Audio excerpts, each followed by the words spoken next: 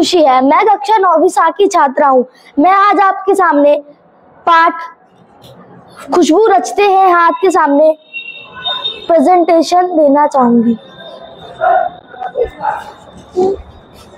कहाँ से था? विषय खुशबू रचते हैं आज हाथ। इसके कवि का नाम है अरुण कमल। आइए इनके कवि के बारे में कुछ जानते हैं। कवि के बारे में, कवि का जन्म 15 फरवरी 1954 में हुआ था। कवि का जन्म बिहार के नासरीगंज में हुआ था। इन्हें अपनी कविताओं के लिए साहित्य अकादमी पुरस्कार सहित कई अन्य पुरस्कारों से भी सम्मानित किया गया है। कवि को बहुत सारे पुरस्कारों से भी सम्मानित किया गया है। कविता के बारे में, खुशबू रचते हैं हाथ। जो हमारे पाठ का नाम है खुशबू रचते हैं, उसका अर्थ होता है वो हाथ जो खुशबू रचते हैं। इस कविता में कवि ने अगरबत्ती बनाने वाले कारीगरों की दयनीय अवस्था का चित्रण किया है। इस कविता में जो कवि है हमारे अरुण कमल जी, उन्होंने जो अगरबत्ती बनाने वाले कारीगर हैं उनकी दयनीय अवस्था का चित्रण किया है। इनके माध्यम से कवि उन तमाम मजदूर वर्ग की छोटी छोटी दयनीय अवस्था की ओर ध्यान आकर्षित करना चाहते हैं।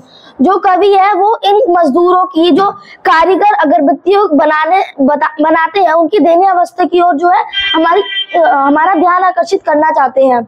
जो दूसरों के लिए, समाज के लिए सुंदर सुंदर वस्तुओं का निर्माण करते हैं, जो कि दूसरों के लिए, समाज के लिए, हम सबके लिए सुंदर सुंदर वस्तुओं का जो निर्माण करते हैं। अपने जीवन में किन किन तकलीफों का सामना करना पड़ता है, लोग जो हमारे लिए सुंदर सुंदर जो चीजों का निर्माण करते हैं वो अपने जीवन में किन किन तकलीफों से गुजरते हैं।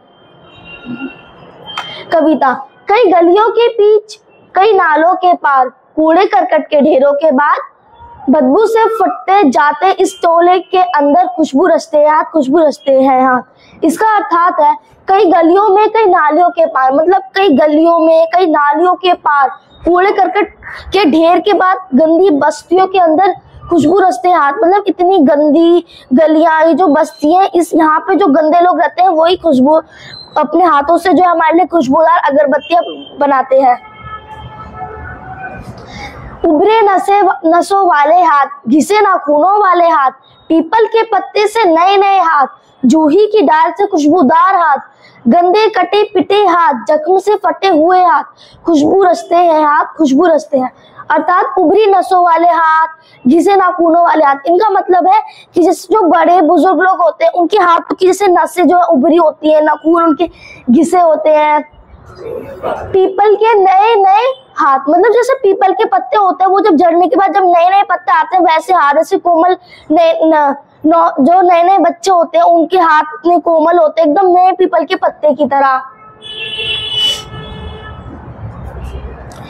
यही इसी गली में बनती है मुल्क की मशहूर अगरबत्तियां, इन्हीं गंदे मोहल्लों के गंदे लोग बनाते हैं केवड़ा, गुला, खस और रात रानी अगरबत्तियां। इसी गंदी गलियों में, यहीं के गंदी बस्तियों में, यहाँ के गंदे लोग अपने हाथों से जो है वो बनाते हैं अगरबत्तियां, खुशबूदार अगरबत्तियां, केवड़ा, गुलाब, खस और रात रानी जैसी सुगंध में अगरबत्तियां बनाते हैं। दुनिया की सारी गंदगी के बीच दुनिया की सारी खुशबू रचते रहते हैं हाथ, खुशबू रचते हैं हाथ, खुशबू रचते हैं। मतलब सारी वहां पे गंदी नालियां होती है, गंदी बस्तियों में जो गंदे लोग होते हैं वही जो हमारे लिए इतनी खुशबूदार अगरबत्तियां बनाते हैं। धन्यवाद।